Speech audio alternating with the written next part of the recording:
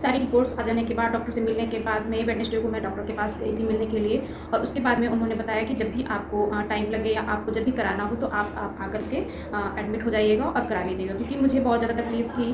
और मम्मी भी मेरी आ चुकी थी और फिर उनका आना, दोबारा आना, फिर पेन कम होता है कि नहीं होता है, मैं कुछ कर पाती हूँ कि नहीं कर पाती हूँ, इन सबको देखते हुए ये सोचा गया कि जितनी जल्दी हो सके उतनी जल्दी हम ऑपरेशन करा लेते हैं। तो वेडनेसडे को दिखाने के बाद में थर्सडे को शाम को मुझे एडमिट होना था। उन्होंने बोला था कि शाम को आप आ जाइएगा, रात में यहाँ रुक करके फिर सुबह ऑपरेशन होगा।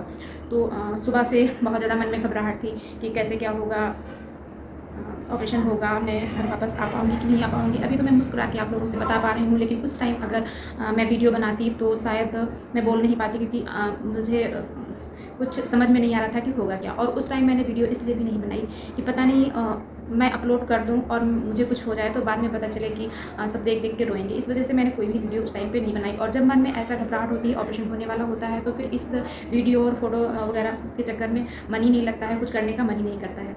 तो शाम में मैं नहा धो के तैयार हो गई थी और सबसे हंस के सबसे मिल करके मैं गई।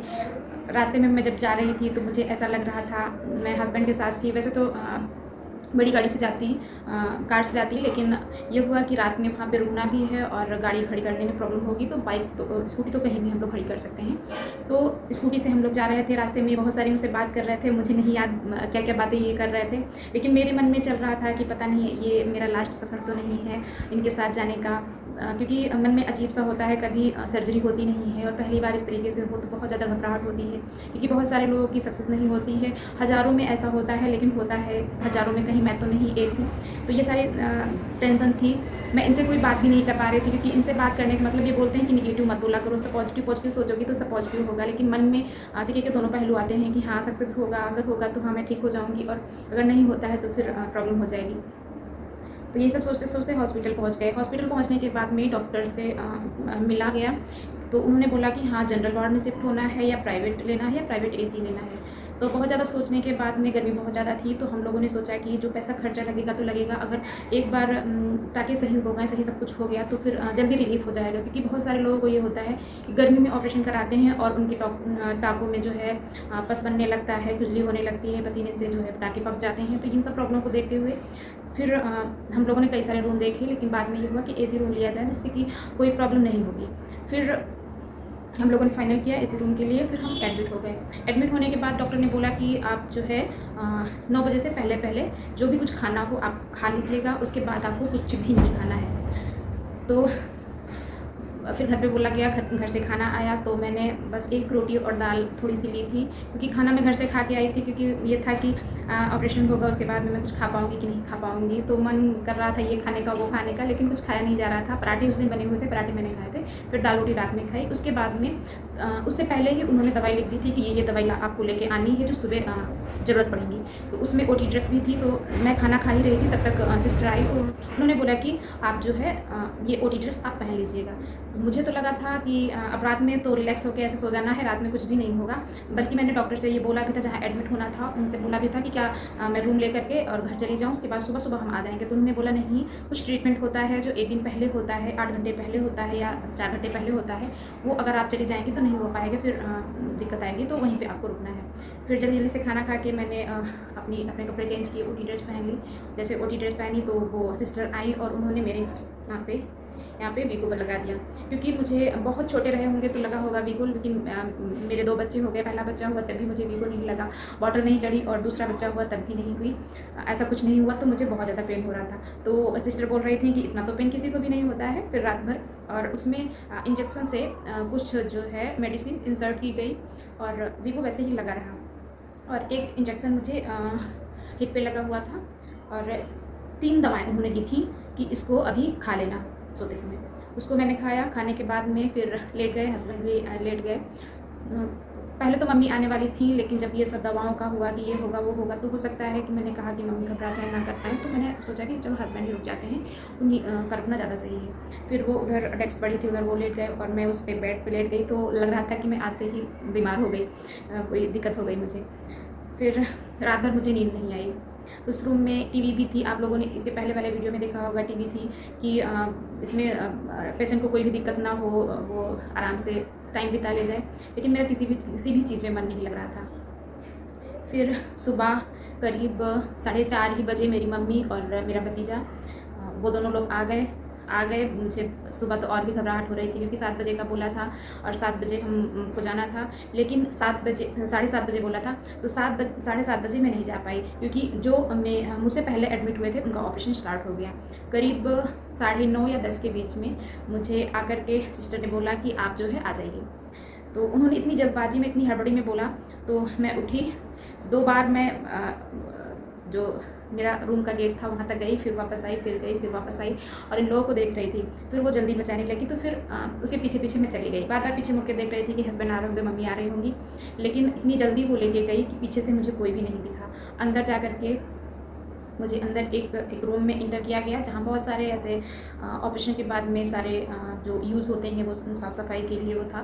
फिर अंदर लेके गए तो वहाँ पे एक ऐसे लेटने वाली पड़ी हुई थी जहाँ पे हमें लगता है नॉर्मली ऑपरेशन थोड़ा बहुत होता होगा, तो वहाँ पे जाकर के हमको लिटा दिया गया और वहाँ बहुत सारे टूल्स रखे हुए थे जिससे ऑपरेशन किया था। बहुत डर लग रहा था उसको देख करके। आज मैं आप लोगों को मुस्कुरा के बता रही हूँ, लेकिन उस टाइम अगर बताती तो शायद मैं रोने ही लगती, मैं बात ना कर पाती।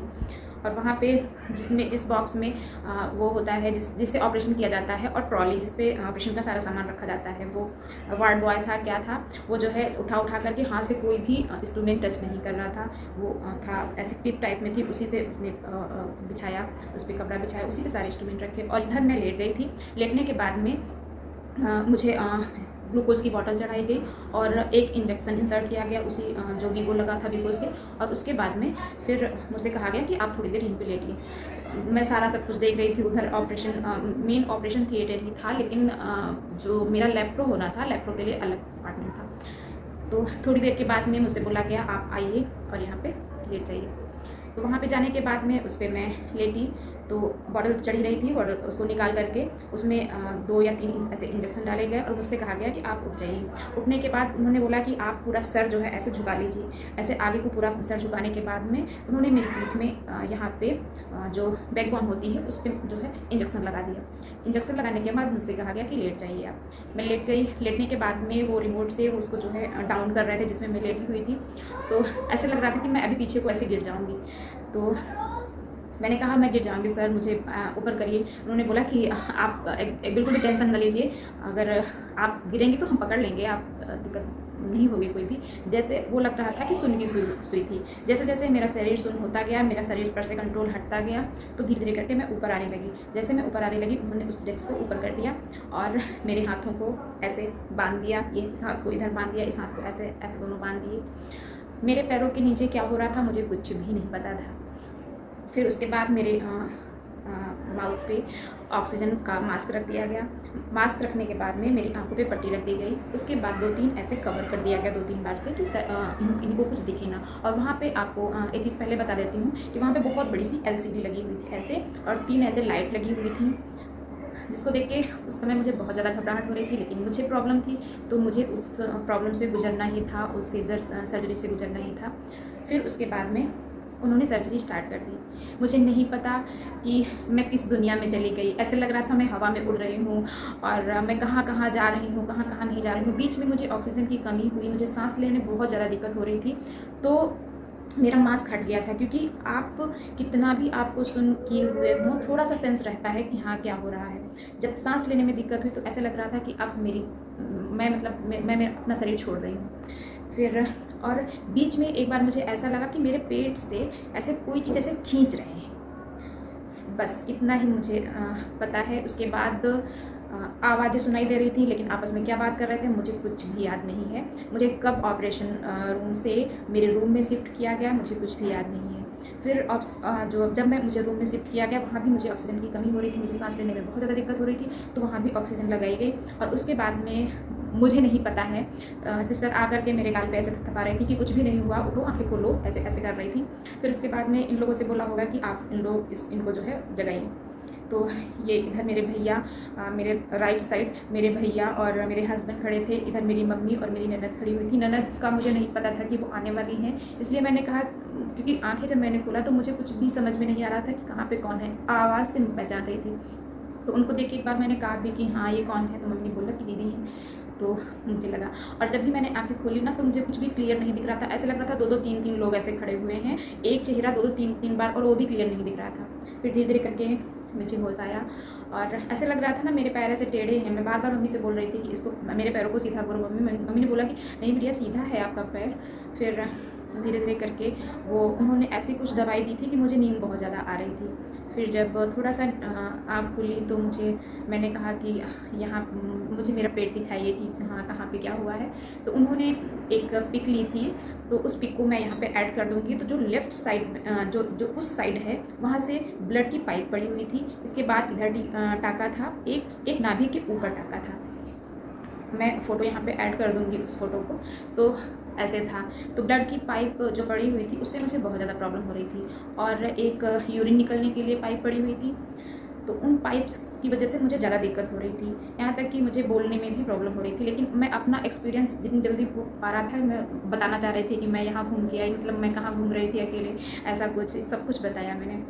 फिर उसके बाद में एक दिन तो मैं लेटी ही रही, ऐसे केवल वो चढ़ता रहा, ग्लूकोज चढ़ता रहा, और मैंने कुछ भी नहीं खाया पिया, ना कुछ उन्होंने बोला।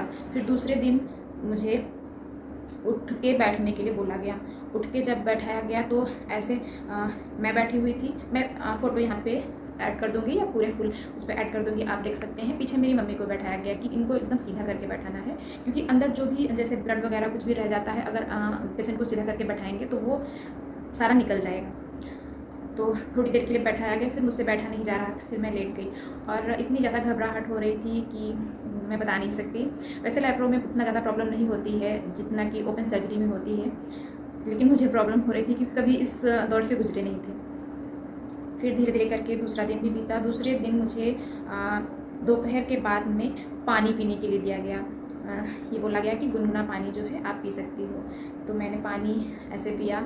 उस टाइम मैंने छोटी सी क्लिप आई थी, तो यहाँ पे मैं ऐड कर दूँगी, आप देख सकते हो। फिर उसके बाद तीसरे दिन ये हुआ कि आज अगर आपको बेटर लग रहा हो, अगर आप घर जाना चाहें तो आप जा सकती हैं। फिर उस दिन उठ के बैठी मैं। उसके बाद मुझे तीसरे दिन टहलने के लिए बोला गया कि आप उठ करके अपने बेड से 2 कदम 4 कदम जितना भी चल सके चलिए, क्योंकि उससे क्या होगा, अंदर में जो भी कचरा बचा होगा या ब्लड बचा होगा आपका निकल जाएगा। उसके बाद हम ये पाइप निकाल देंगे जो आपके लेफ़्ट पार्ट में पड़ी हुई है। तो मैं 2 कदम 4 कदम ऐसे सिस्टर आई, मुझे चलाई। मुझे बहुत ज़्यादा पेन हो रहा था, लेकिन अब सोच रही थी कि जितनी जल्दी हो सके मैं घर जाऊं, क्योंकि मेरे बच्चे मेरा इंतज़ार कर रहे थे। उनसे मैं बता के आई थी कि मेरे पेट में दर्द है, मैं डॉक्टर को दिखाने जा रही हूँ, आज डॉक्टर नहीं मिलेंगे तो मैं कल आ जाऊँगी, ऐसा बता के आया था। तो बाद में मुझे पता चला कि जो भी गेट पे आ रहा था मेरे बच्चे दौड़ के जा रहे थे कि मम्मी आ गई। मेरा छोटा वाला बेटा मेरे बिना रह नहीं पाता है, बड़ा वाला तो उसको खाने पीने मिलता रहे तो वो रह लेता है, लेकिन उसको भी था कि मम्मी कब आएंगी। तो ये था। उसके बाद में मैं आ गई। तीसरे दिन शाम को मैं डिस्चार्ज हो गई। डिस्चार्ज होने के बाद आप ये समझिए कि फर्स्ट फ्लोर पे था, एक ग्राउंड बेसमेंट था, बेसमेंट की फ्लोर थोड़ा सा ऊंची थी, उसके बाद फर्स्ट फ्लोर पे था। तो वहाँ से मैं चल करके नीचे आई हूँ, लेकिन पेन बहुत ज़्यादा हो रहा था। मेरी पाइप वगैरह, यूरिन पाइप, ब्लड पाइप सब निकाल दी थी डॉक्टर ने, और ये पट्टी वगैरह चेंज कर दी थी और डिस्चार्ज कर दिया था। फिर मैं घर आई, गाड़ी से घर आई। घर आने के बाद का वीडियो मैं आप लोगों के साथ बाद में शेयर करूंगी, क्योंकि ये वीडियो बहुत ज़्यादा लंबा हो गया, पिछली वीडियो से भी बहुत ज़्यादा लंबा हो गया है। मुझे कौन सी और प्रॉब्लम हुई जो इसमें छूट गया है बताने में, उसको याद करके मैं आप लोगों के साथ ज़रूर शेयर करूँगी। तब तक के लिए बाय बाय। और एक चीज़ और, अगर आप हमारे चैनल पर नए हैं तो हमारे चैनल को सब्सक्राइब जरूर करिएगा, क्योंकि बहुत सारी ऐसी प्रॉब्लम्स होती हैं जो एक ओवरी निकलने के बाद में स्टार्ट होती हैं। तो वो प्रॉब्लम्स मैं बाद में ही शेयर करूँगी। अगर आप सब्सक्राइब नहीं करेंगे तो आप लोगों को वो प्रॉब्लम्स पता नहीं चलेंगी। हाँ, कि बहुत सारे लोगों को, डॉक्टर ने बोला कि 90% लोगों को ये समस्या होती है, 90% वुमेन्स को ये प्रॉब्लम होती है। किसी की गल जाती है, किसी की नहीं गलती है। तो तब तक के लिए बाय बाय, मिलते हैं हमारे नेक्स्ट वीडियो में।